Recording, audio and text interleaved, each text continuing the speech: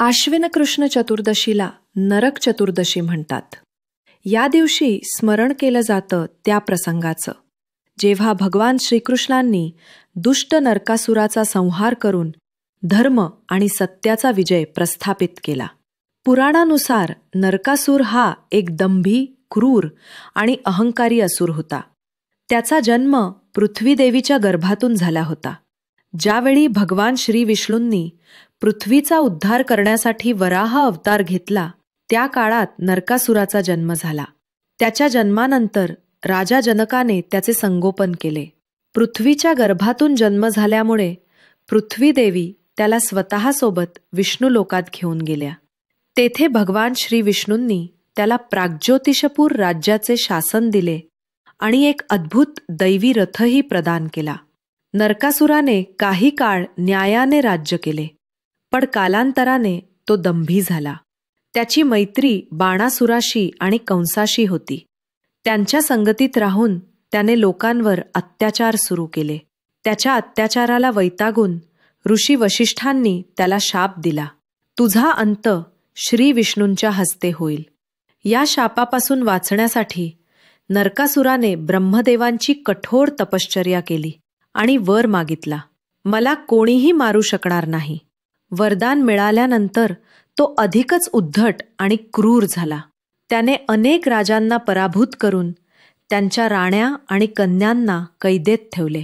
16,100 स्त्रिया त्याच्या कारागृहात कैद होत्या. त्याच्या अत्याचाराने त्रस्त होऊन देव, ऋषी आणि मानव सर्वजण भगवान श्री विष्णूंना शरण गेले. तेव्हा श्री विष्णूंनी ठरवलं, धर्मरक्षणासाठी त्याचा अंत आवश्यक आहे आणि म्हणून ते श्रीकृष्ण रूपाने पृथ्वीवर अवतरले. नरकासुराचा प्राग्ज्योतिषपूर नगरी खंदकांनी, अग्नीने आणि पाण्याने वेढलेली होती, पण श्रीकृष्णांनी गरुडावर आरूढ होऊन त्या दुर्गावर आक्रमण केलं. एका तीव्र युद्धानंतर श्रीकृष्णांनी आपल्या सुदर्शन चक्राने नरकासुराचे 2 तुकडे केले आणि अधर्माचा अंत केला. नरकासूर मरण्यापूर्वी क्षमायाचना करत म्हणाला, हे प्रभू, माझ्या मृत्यूचा दिवस लोकांनी अंधकारावरच्या विजयाचा दिवस म्हणून साजरा करावा. आणि तेव्हापासून आश्विन कृष्ण चतुर्दशीचा दिवस नरक चतुर्दशी म्हणून ओळखला जाऊ लागला.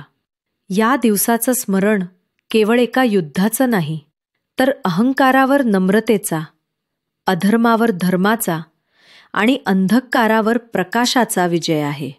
म्हणूनच नरक चतुर्दशीच्या पहाटे शरीरशुद्धीचा अभ्यंग स्नान केला जातो आणि आत्मा उजळण्यासाठी दीप प्रज्वलित केले जातात. नरक चतुर्दशीसाठी खास उपाय. नरक चतुर्दशीच्या दिवशी संध्याकाळी यमराजासाठी दीपदान करणे अत्यंत शुभ मानले जाते. दीप प्रज्वलित करताना खालील मंत्र उच्चारावा. मृत्युना पाशहस्ताय कालरूपाय यमाय च नमोस्तु तेस्तु धर्माय चायायाम दीपमर्पयेत. यामुळे अकाल मृत्यूचा योग टळतो आणि जीवनात दीर्घायुष्य प्राप्त होते. लाल फुलं आणि सिंदूर अर्पण करून हनुमानच्या भीमरूपी महारुद्र स्तोत्राचा पठण करावे. यामुळे घरातील भय, रोग आणि अडथळे दूर होतात. तसेच मानसिक शांती आणि सुरक्षा प्राप्त होते. भगवान श्रीकृष्णाची पूजा करण्यासाठी तुलसीपत्र, दूध आणि गूळ अर्पण करावे. यामुळे धनलाभ मिळतो, घरात समृद्धी व सौख्य वाढते आणि शुभफल प्राप्त होतात. जिथे प्रकाश आहे तिथे अंधार नाही. जिथे धर्म आहे तिथे नरकासुरासारख्या अधर्माचा अंत निश्चितच आहे.